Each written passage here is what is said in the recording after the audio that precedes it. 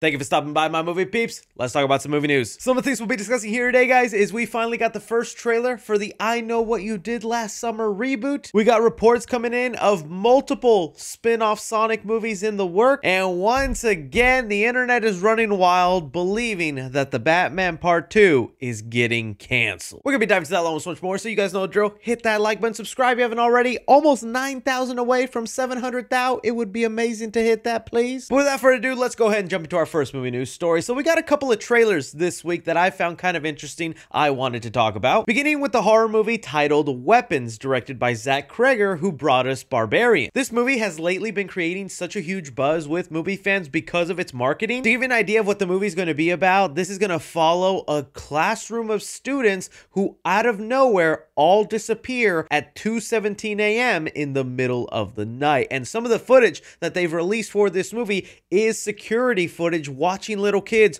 just run off into the woods, and it is some of the most creepy stuff I have seen. I love this kind of viral marketing. I do wish the trailer kind of gave us more of a look to the actual movie, but even the teaser trailer they released is just, again, those moments of the kids running down the streets. And okay, let me tell you something. I go outside when there's a kid running there, real quick, I know you were walking your dog, Timmy, but it's 2 a.m. and you creeped me out. The movie's gonna be starring people like Josh Brolin, Julia Gardner, Benedict Wong, and I just can't wait to find out what is happening to these kids and what goes on with them when they come out of the woods and back into town, because that is said to be a thing that happens in this movie. From people who saw footage at CinemaCon, it looks like the kids end up getting possessed and are just used as weapons. Oh. Say that again? So it feels almost like a modern day kind of Children of the Corn. I can't wait for this. What do you guys think about it? And then today we were given our first trailer for the reboot of I Know What You Did Last Summer. But before I go to talking about that, I got something in the mail. Now, the funny thing about this package, it's already been opened, but not by me. My fiance opened it thinking it was something we were waiting for in the mail, and I was upstairs getting ready to do my work, and I just hear her screaming downstairs. And it's because when she opened it, she looked at that. A bloody hand that read, "Chris, I know." But now with that trauma out of the way, we gotta open this up and see what's inside. The blood is sticky. I don't know what that is. I shouldn't have licked it. Opening it up here. Okay, we got a water flask. What are you waiting for? Iconic line from the original movie. Watching us and waiting. What are you waiting for, huh? Looks like they gave me a towel. I'm sure I'm gonna be very popular putting this on the sand beach. And it looks like there is a letter. I wonder what the letter is gonna say. Something like, "It knows what I did last summer." Okay, that's a little creepy. They included a photo of me with my friends from last summer. That's an added little creepy touch. Also nice because these are movie tubers too. Go check out Joe and Sydney. They're very nice people. Beginning on to the trailer itself. Look, admittedly, there's nothing really like mind-blowing about this trailer. If anything, it's seeming to follow a pretty similar formula to the original movie, where a group of teenage friends are driving down a road, they hit somebody, they don't want to go to jail, so they end up throwing that body into a lake, promising each other they'll never talk about it until the next summer, someone dressed like a fisherman is hunting them down one by one because they know what they did last summer. A lot of you might remember the Scary Movie franchise for making fun of those original movies. Oh my God, we hit a boat! Hey, Cindy! Do you know what they do to young boys in prison? Hey, you're right, Cindy. Maybe we should call the police. What are you waiting for, huh? What am I waiting for? What are you waiting for?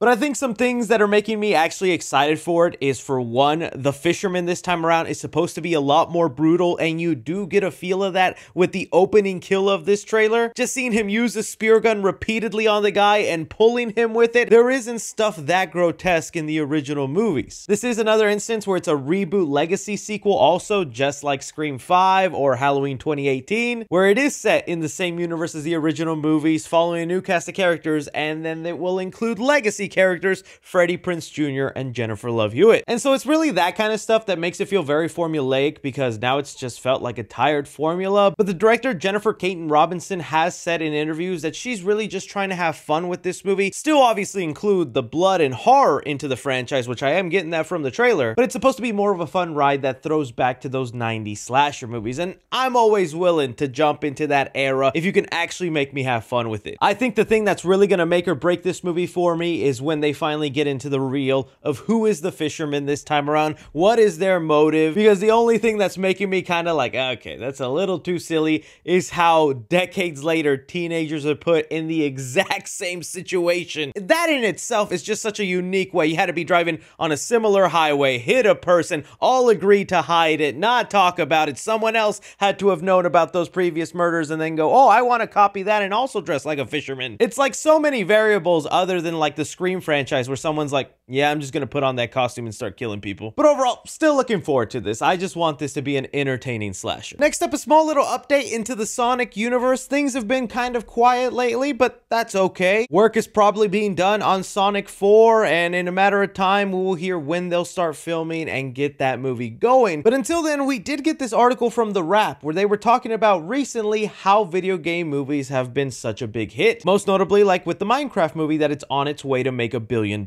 And here in this article, they do mention that Paramount has already penciled in a fourth film for 2027. We knew that, and is eyeing spin-off features with an S. Now, that really shouldn't be the biggest surprise to us Sonic fans. We have been hearing for a while that there are possible spin-off movies in the Sonic universe, one said to be revolving around Shadow the Hedgehog. The common theory fans have is that maybe Shadow did time travel at the end of the last Sonic movie, especially with the concept arts that we've been getting of what could be going down in part 4, with like a dystopian future that Eggman rules over. Shadow getting sent to that time or even a different time period could make for a very fascinating movie. If not, it could be a prequel to a mission he did when he was working with the Gun Corporation, and they could find a way to fit in other CGI furry creatures. But after Shadow, I don't know what is the next logical spin-off movie you can make. A Solo Tales movie? I would really like a Team Chaotix movie, but I don't know if you could just throw them in and make a movie without somehow introducing them into the Sonic universe first to spin off from. Part of me is also just still wondering how well the Sonic franchise is going to perform when Jim Carrey isn't attached to the movies anymore. While I think there's still a good chance he could show up in part 4 and still have a huge involvement, I still think we're so grateful we even got 3 Jim Carrey movies in the Sonic franchise. Either way, this is good news for Sonic fans. It's just a matter of when we could hear about this, because I don't know if these spin-off movies are happening before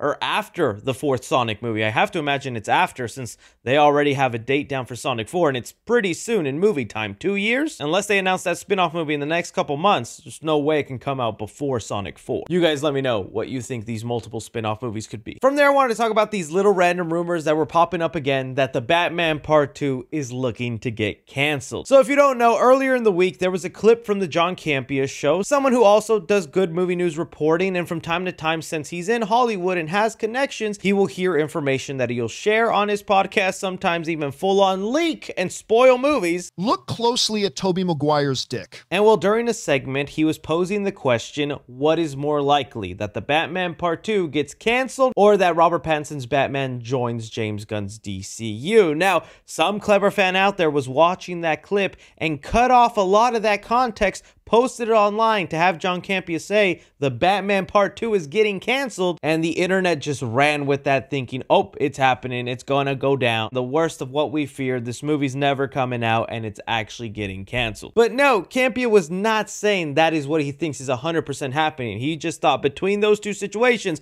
joining the DCU or getting canceled, he thinks that would be more likely, not that that is going to happen. However, the most intriguing part about this is that he does say he did hear a piece of information. See, I got told something this week that they even said I could say it. You know, you can't say you could say it and then not say it. You know what? I'm going to tell you off camera. That is swaying his decision into leaning on the canceled side between these two decisions, and he decided not to share what that piece of information is. So this brings me now to the thing I've been saying to myself for a couple of weeks, and I've even mentioned it on live streams. I've been holding back on talking about the Batman, not because I have heard information. Nah, I'm in Texas. Unless a cow is talking to me, I ain't gonna hear nothing. But I do live on the internet, constantly scrolling for movie news I can share with you guys, and the streets, and by streets I mean other scoopers, are heavily implying that there is some behind-the-scenes turmoil with the second Batman movie. It's information that will eventually be released to the public, and we'll understand why this movie's taken so long. And whatever this behind-the-scene issue is, it all feels like it leads into a personal issue with Matt Reeves. Now, reminder, we're talking about a comic book movie, something that we get entertainment and joy out of. I think it's very ungrateful to be like,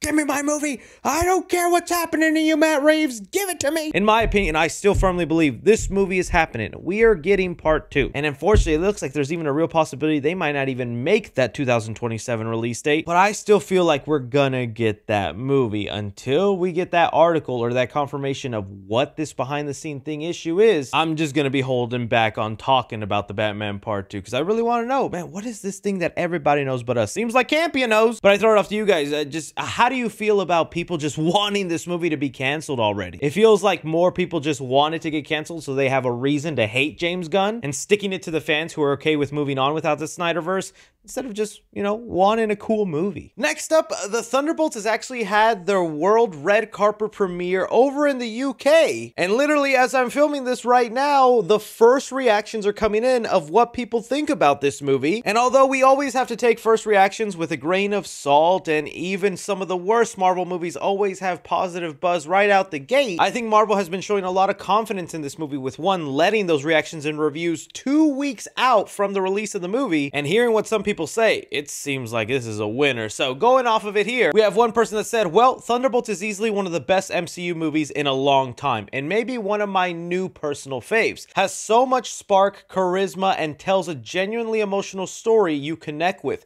A tear was shed. Florence Pugh in particular, superb. Just walks away with it. Another person here says, taps mic, Thunderbolts was awesome. Tons of implications of how the MCU is moving forward. The team works well together. Plenty of emotion. Yelena is my MVP. Definitely a super fun movie. Definitely stick around for the after credits. Another review here says, shocked how good Thunderbolts is. Putting emphasis on the character work and practical action makes this feel like the old Marvel that had us for a decade plus. Wish we had gotten this sooner. Helps that the dysfunctional team has chemistry too. One of the last reactions I'll read here says, Thunderbolts is raw, hilarious, and deeply human. Its bold dive into trauma, healing, and redemption, proof that even the so-called detective losers and disposable delinquents can rise above their past and become the heroes no one expected. It's gritty, emotional, and unlike anything Marvel has done before. A must-see story that hits where it hurts and heals where it matters. One mid and one post-credits scene. So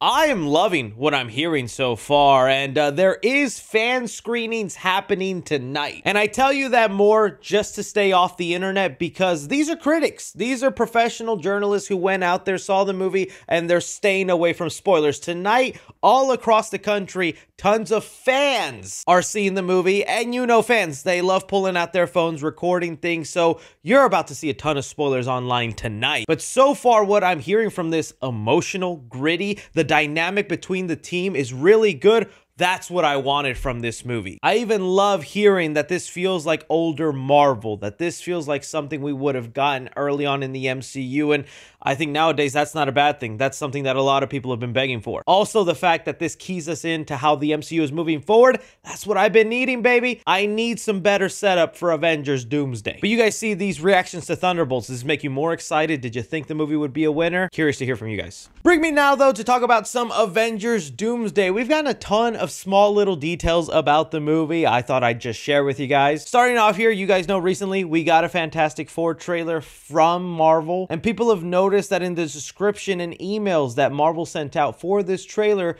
they do list that the Fantastic Four will play key roles in Avengers Doomsday. Now, these next two Avenger films are featuring Doctor Doom, played by Robert Downey Jr., and Doctor Doom is just the most notable villain of the Fantastic Four. It would be crazy if they didn't play key roles. But I am just still wondering, is Robert Downey Jr. gonna be the Doom for the Fantastic Four universe, or is he a Doctor Doom from another universe? That's kind of what I'm hoping for. I'm open to Robert Downey Jr.'s Doctor Doom and what he can bring to the next two Avenger films, but when that's all said and done, I'd still hope the Fantastic Four have their own more traditional Doom. Other than that, there was also some reports coming out that right now that they are filming scenes in the X-Mansion for Avengers Doomsday. Again, something that shouldn't be a huge surprise because we already got confirmed we are getting X-Men characters in Avengers Doomsday, but reading this, it just hits me that we're going to get scenes of within whatever X-Men universe this is. I still don't know if we're going to follow an exact timeline, like it's jumping off from the Days of Future Past ending of the X-Men, or maybe X-Men 3 The Last Stand could be the jumping off point. And you know, the past couple weeks I've just been so excited to finally see Cyclops in his 90s outfit, but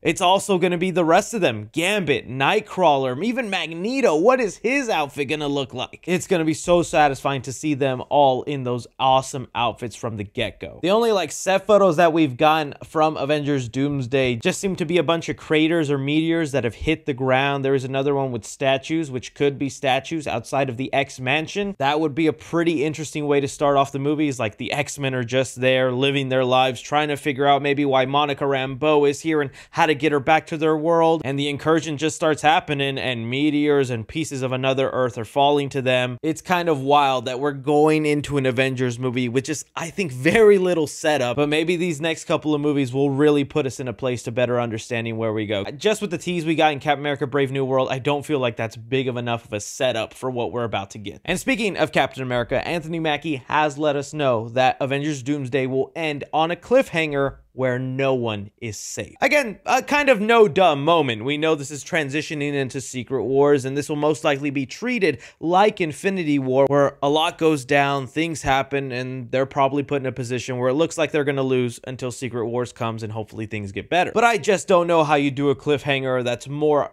jaw-dropping than what they did in Infinity War. He's making it sound like expect a lot of characters to die, and I think that's the way you go with it, is having some really big people die. And the other thing I'm wondering about is how much of a time gap between Avengers Doomsday and Avengers Secret Wars is gonna go on, because from Infinity War and Endgame, that was a 5-year gap. Could Doomsday be looking to do a 10-year gap? Even more? Are they going to be living on Battleworld for a really long time? Interesting stuff. You guys let me know what you make of all these little Avengers Doomsday details. Anyways, guys, that is all the movie news we currently have going on right now. I want to thank you so much for taking time out of your day to watch me talk some movie news. Don't be forgetting to hit that like button, subscribe, hit subscribe. But as always, my name is Chris. Take care.